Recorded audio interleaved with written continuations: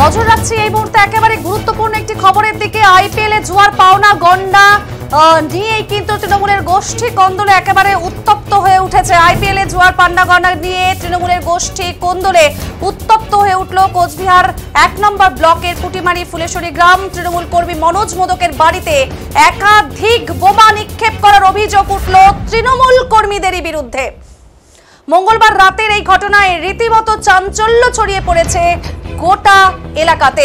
IPL এ জুয়ার পাওনা গন্ডা নিয়ে তৃণমূলের গোষ্ঠী কোন্দলে উত্তপ্ত হয়ে উঠেছে কোচবিহার নম্বর ব্লকের পুটিমারি ফুলেশ্বরী গ্রাম পঞ্চায়েতের অন্তর্গত খারিজা ফুলেশ্বরী গ্রাম। তৃণমূল কর্মী মনোজ মোদকের বাড়িতে একাধিক বোমা নিক্ষেপ করার অভিযোগ উঠেছে তৃণমূল কর্মীদেরই বিরুদ্ধে। মঙ্গলবার রাতের এই ঘটনায় রীতিমতো চাঞ্চল্য ছড়িয়ে পড়েছে গোটা এলাকায়। আর এরপর একটি ৪ চাকার গাড়ি আটক করে মনোজ মোদকের প্রতিবেশীরা। নজর রাখছি এই মুহূর্তে একেবারে গুরুত্বপূর্ণ একটি খবরের দিকে, যে আইপিএল এর জুয়ার পাওনা গন্ডা নিয়ে তৃণমূলের গোষ্ঠী কোন্দলে উত্তপ্ত হয়ে উঠেছে কোচবিহার ১ নম্বর ব্লকের পুটিমারি ফুলেশ্বরী গ্রাম পঞ্চায়েতের অন্তর্গত খারিজা ফুলেশ্বরী গ্রাম।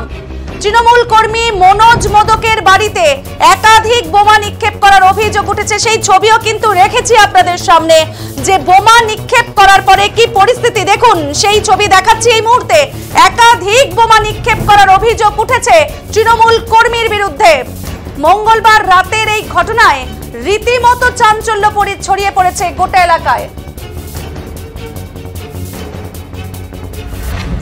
এরপর একটি ৪ চাকার গাড়ি, সেই গাড়ির ছবিও রাখছি এই মুহূর্তে আপনাদের সামনে। এরপর একটি ৪ চাকার গাড়ি আটক করে মনোজ মোদকের প্রতিবেশীরা, এবং এই গাড়িতে কিন্তু ভাঙচুর চালানোরও অভিযোগ উঠেছে। অভিযোগ, এই গাড়িতে চেপেই অভিযুক্তরা অর্থাৎ তৃণমূল কর্মীরাই এসেছিলেন এবং আক্রমণ চালিয়েছে আরেক তৃণমূল কর্মী মনোজ মোদকের বাড়িতে।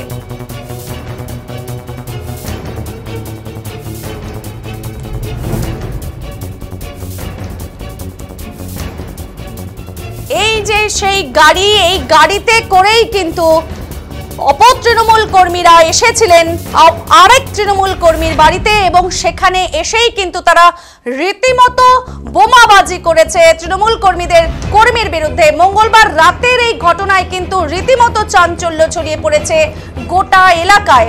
আর এই গাড়িকে ঘিরেই কিন্তু পরে গাড়ি আটক করেছে মনোজ মোদকের প্রতিবেশীরা, এবং গাড়িতে ভাঙচুর চালানোর অভিযোগ উঠেছে। অভিযোগ, এই গাড়িতে চেপেই অভিযুক্তরা তৃণমূল কর্মীরা আক্রমণ চালিয়েছে আরেক তৃণমূল কর্মী মনোজ মোদকের বাড়িতে। মনোজ মোদক নিজে জানিয়েছেন তিনি নিজে তৃণমূল করেন, এবং যারা তার বাড়িতে আক্রমণ করেছেন তারাও তৃণমূল করেন। আইপিএল এর জুয়ার পাওনা গন্ডা নিয়েই কিন্তু এই আক্রমণ বলে মনোজ মোদক জানিয়েছেন।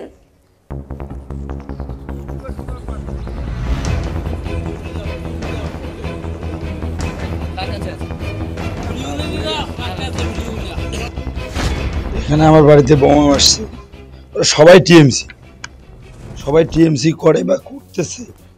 হ্যাঁ, আমিও টিএমসি করি, ওরাও করতেছে। যেটা লেনদেন সেটা হচ্ছে আইডির টাকা।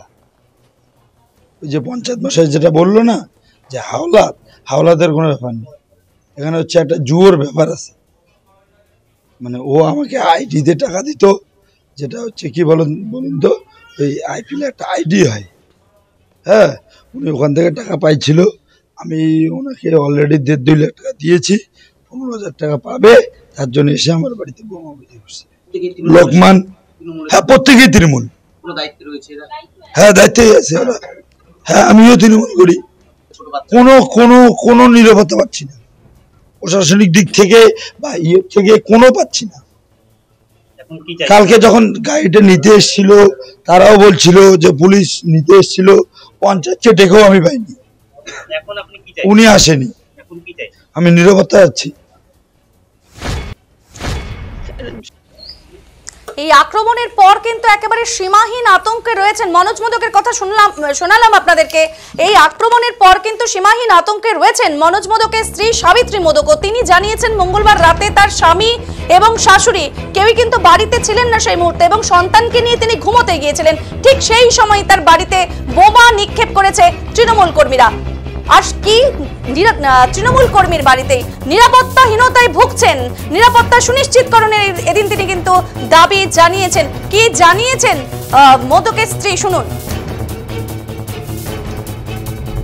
রাত্রি 9:30 নাগাদ আমার স্বামী, আমার শ্বশুর মশাই, শাশুড়ি কেউ বাড়িতে ছিল না। আমার পাশে যে ভাসু সেও বাড়িতে ছিল না। হঠাৎ করে আমি এই রুমে ঘুমাইছিলাম, বাচ্চা নিয়ে ঘুমাইও নাই তখন, কিন্তু বাচ্চা নিয়ে শুধু ঘুমাইতে গিয়েছিলাম। এর মধ্যে আওয়াজ হলো, ভাবছিলাম যে বাইরে বসছে। তারপরে দেখি রুম থেকে বের হয়ে দেখি সেই সেন্ট বোমাটা যে পড়ছে ঘরে, তার যে গন্ধটা বোঝা যাচ্ছে যে বাড়ির ভিতরেই পড়ছে। তারপরে বাইরে আসার পরে কোল্লোহার শুরু হয়েছে। ওইদিকে গাড়ি 4 চাকা, একটা বাইক আসছিল এখানে, বাইক আসার পর বাইকটা যে গেছে লোক দেখছে আর কি, চিল্লাহাল্লা শুরু হয়েছে। ওখানে সামনের বাড়িতে 3 জনাকে বন্দুক ধরছে, লাইট বন্ধ করতে বলছে, যে লাইট বন্ধ করো নাহলে মারবো। তারপরে সামনে কয়েকজন ছেলে ছিল, ওরা ওই 4 জনকে ধরছিল। ধরার পরে ওদেরকেও বন্দুক দেখাইছে, বন্দুক দেখার পরে ওরা ভাগছে। তারপরে আমরা গাড়িটা আটকাইছি। আর রাত্রিবেলা পুলিশ আসছিল, প্রশাসন আসছিল, আসার পরে আমাদেরকে গাড়ি দিতে বলছে। আমাদের যে কি ক্ষতি হয়েছে সেটার কোনো বিকল্প নাই, ওরা শুধু গাড়িটা চাচ্ছে, গাড়িটা দিয়ে দিন আমাদেরকে, যা হবে কালকে করবো, আজকে আমাদেরকে গাড়িটা দিয়ে দিন। তারপর যায় না, যায় আবার ঘুরে আসে, এইরকম করে 3 বার করার পরে লাস্টের বার এসে আমাদেরকে হুমকি দেয় যে দেখি কে গাড়ি দেয় না, দেখবো গাড়ি কে দিই না আমাদেরকে। হ্যাঁ, প্রশাসনের তরফ থেকে আসছে যে গাড়ি কে দিবে না দেখবো। আমরা ভাবলাম যে নিয়ে যাও, গাড়ি নিয়ে যাও, পাবলিক সবাই আমরা বলছি গাড়ি নিয়ে যাও, আমাদেরকে মেরে গাড়ি নিয়ে যাও। মার্ডার করার জন্য যেহেতু আসছে, বোম যেহেতু নিক্ষেপ করছে, ওই ঘরের যদি থাকতাম তাহলে তো মার্ডারই হইতাম। অন্যদিকে মনোজ মোদকের প্রতিবেশী সুভাষ বর্মন জানিয়েছেন একটি 4 চাকার গাড়িতে চেপে বেশ কয়েকজন কিন্তু তাদের বাড়ির সামনে এসে থেমেছেন। বিষয়টি বুঝতে পেরেছেন তিনি, এবং তিনি বাড়ি থেকে বের হলেই তার চোখে টর্চ মেরেছেন গাড়িতে আসা ব্যক্তিরা। তাদের হাতে আগ্নেয়াস্ত্র ছিল বলেও দাবি করেছেন তিনি। তারা তাকে বাড়ির ভেতর ঢুকে যেতে হুমকি দিয়েছেন। এরপর নিজের প্রাণ ভয়ে নিজেদের বাড়ির ভেতরে ঢুকে পড়েছেন তিনি। আর এরপরই একের পর এক বোমার আওয়াজ শোনা যায় বলে এদিন জানিয়েছেন এই ব্যক্তি।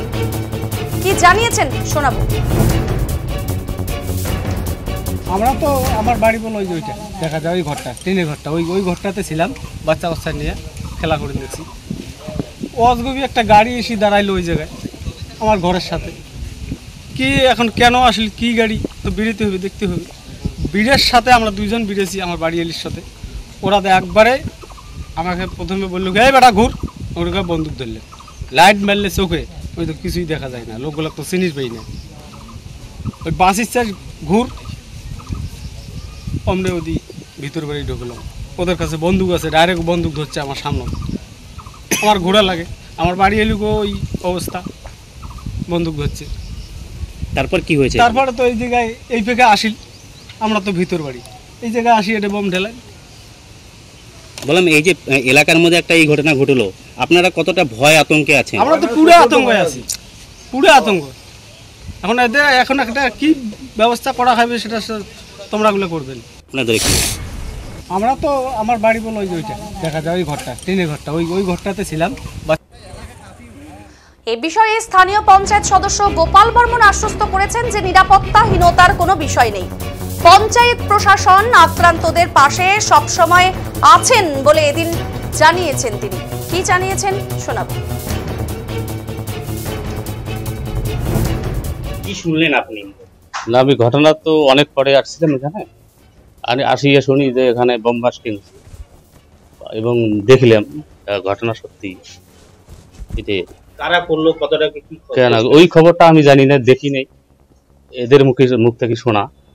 হ্যাঁ, যে ওদের মানে কিছু যে মদখোর লোক, ওরা মদ্যপান করে আসিয়া এই ঘটনা ঘটাইছে। কেন এই বাড়িটা চিহ্নিত করলো বা কিছু পুলিশকে জানিয়েছেন আপনি, কোনো কথা হলো বা কি, মানে কিছু জানতে পারলেন যে কেন এই বাড়িটাই চিহ্নিত করলো তারা? ওদের নাকি একটু পয়সার লেনদেন ছিল, পয়সা হাওলাত নিছিল নাকি, ওই পয়সাটা তোলার জন্য ওদের হয়তো পারিবারিক একটা ক্যাসাল হয়েছিল, ওই জন্য হয়তো ওরা মদ খেয়ে এই ধরনের ঘটনা ঘটেছে। যারা এই যে এত বড় একটা ঘটনা ঘটালো, তাদের পিছনে কি কোনো রকম মদত রয়েছে বলে কি এত বড় ঘটনা একটা ঘটানো না না না না ওইরকম কোনো ঘটনা মানে তারা কি দুষ্কৃতী? না, দুষ্কৃতী তো আমরা ওদেরকে চিনি না আর কি, ওরা যে দুষ্কৃতী না ভালো ওটা আমার জানা নেই। মানে কি মনে হয়েছিল এই যে মনোজ বর্মন যে রয়েছে, হ্যাঁ। সে কি কোনো টাকা হাওলাত নিয়েছিল, সেখান থেকে বিবাদ? হ্যাঁ ওটাই আর কি, ওটাই নিয়ে বিবাদ আর কি। টাকা হাওলাত না, ওদের কি এখন ওরাও ওদের সঙ্গে মেলামেশা করে আর কি, যারা হ্যাঁ, এসেছিলেন হ্যাঁ, তাদের সাথে মনোজ মনসও মেলামেশা করে ওদের। এই বিষয়ে তৃণমূলকে তীব্র কটাক্ষ করেছেন বিজেপি নেতা বিরাজ বোস। তিনি জানিয়েছেন কোচবিহার জেলার পুরনো ও নব্য তৃণমূল সভাপতির অনুগামীদের মধ্যে এই গোষ্ঠীদ্বন্দ্ব রয়েছে। আসলে ক্ষমতার হ্রাস কারাতে থাকবে তা নিয়েই শুরু হয়েছে এই দ্বন্দ্ব। আর এই ঘটনা আবার প্রমাণ করলো আইপিএল জুয়াতেও যুক্ত তৃণমূল। শুনুন কি জানিয়েছে।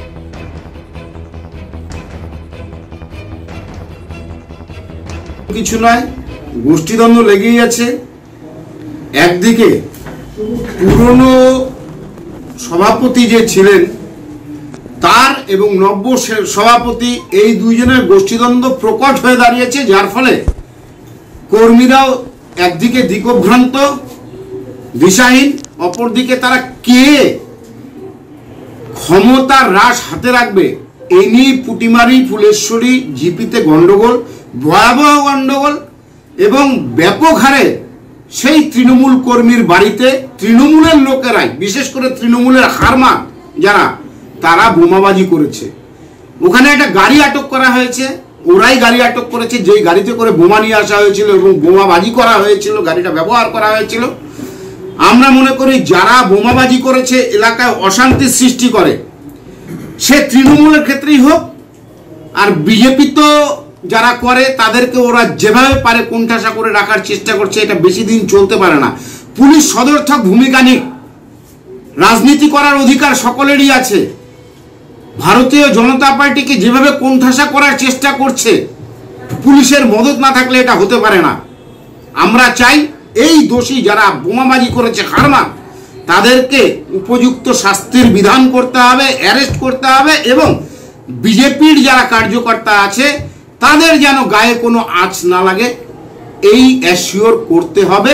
এবং সাধারণত যে মানুষগুলো ওখানে বসবাস করে, সাধারণ মানুষ, তাদের ওপর যেন কোনো রকম গন্ডগোল, হুমকি এবং বাড়ি লুট যেগুলো এখন ট্র্যাডিশনে চলছে, সেগুলো যাতে না হয়, পুলিশ প্রশাসনকে সেগুলো দেবে। তৃণমূল এই প্রসঙ্গে তৃণমূল মুখপাত্র পার্থ প্রতিম রায় জানিয়েছেন এই ঘটনার সাথে তৃণমূল দলের কোনো যোগাযোগ নেই। যারা এই ঘটনায় যুক্ত তারা তৃণমূলের সমর্থক হতে পারেন, তবে দল এ ব্যাপারে কোনোভাবেই যুক্ত নয়, এটা তাদের ব্যক্তিগত বিষয়। বিজেপি তো সব জায়গায় বিভিন্ন ধরনের বিষয় দেখে, তবে আমরা খোঁজ নিয়ে দেখেছি এই বিষয়টির সঙ্গে দলের কোনো বিষয় নেই বা দলীয় কোনো কোন্দলও এটা নয়। এটা নিছকই নিজেদের মধ্যে ব্যক্তিগত সমস্যা থেকে একটা গন্ডগোল হয়েছে। পুলিশ প্রশাসন বিষয়টা দেখছে এবং তারাই যথাযথ ব্যবস্থা গ্রহণ করবে। তবে তৃণমূল কর্মী সমর্থক দলের, আমাদের কর্মী সমর্থক তো প্রায় অধিকাংশ মানুষই, তারা কেউ কেউ সমর্থক হতে পারে, কিন্তু এটার সঙ্গে দলের কোনো বিষয় জড়িয়ে নেই, এটা আমরা অর্থহীনভাবে বলতে পারি না। বিজেপি